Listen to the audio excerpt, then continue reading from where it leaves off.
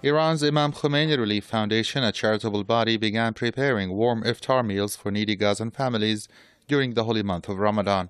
Imam Khomeini Relief Foundation was established in March 1979 following the victory of the Islamic Revolution in Iran and was named after the late founder of the Islamic Republic, Imam Khomeini.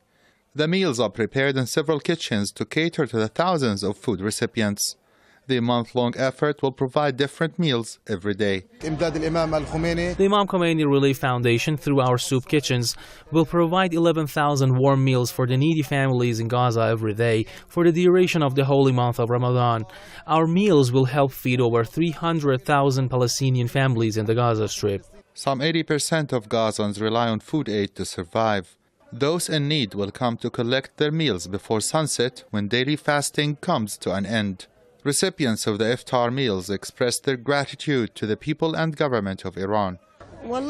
Our humanitarian condition is very difficult, and I appreciate this warm meal from our Iranian brothers. I can't thank Iran enough for the continuous and generous support for the Palestinian people. The conditions in the Gaza Strip have sharply deteriorated over the past years. I want to wish the people of Iran a happy and safe month of Ramadan.